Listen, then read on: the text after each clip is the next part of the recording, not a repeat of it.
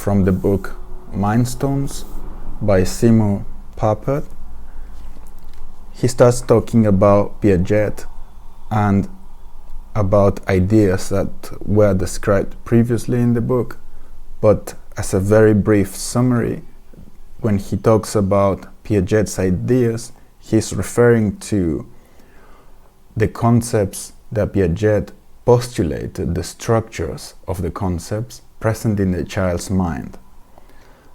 He will describe that and then his difference with Piaget. So this is like constructivism versus constructionism. Piaget has used these ideas to give an account of the development of a variety of domains of knowledge in terms of a coherent, lawful set of structures as processes within the child's mind. He describes these internal structures as always in interaction with the external world. In his theoretical emphasis has been the internal events.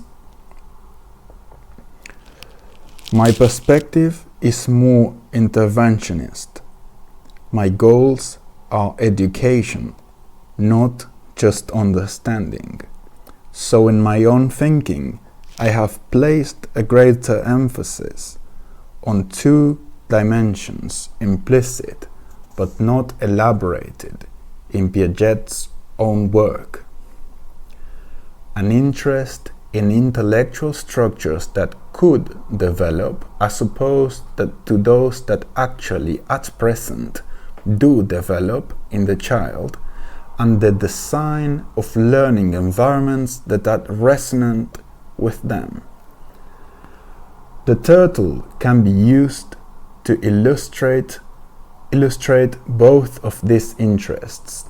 First, the identification of a powerful set of mathematical ideas that we do not presume to be represented, at least not in a developed form, in children.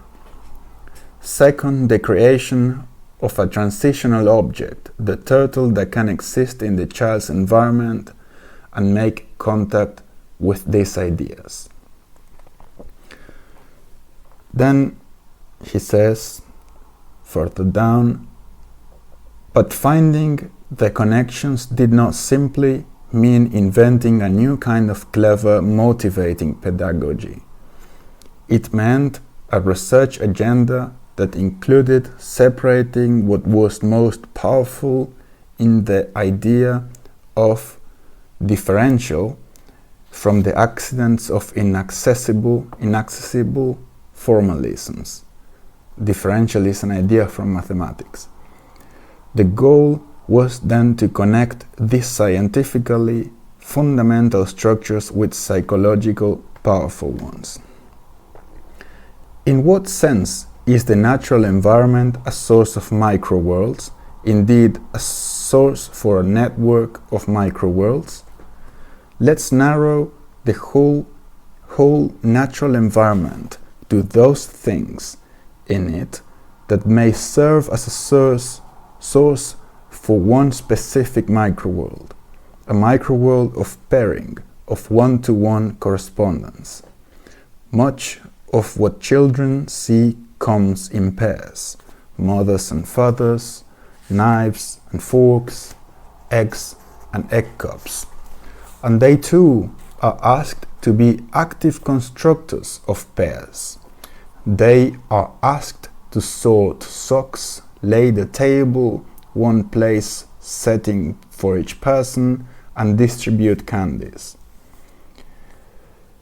When children focus attention on pairs, they are in a self-constructed microworld, a microworld of pairs, in the same sense as we place our students in the microworlds of geometry and physics turtles.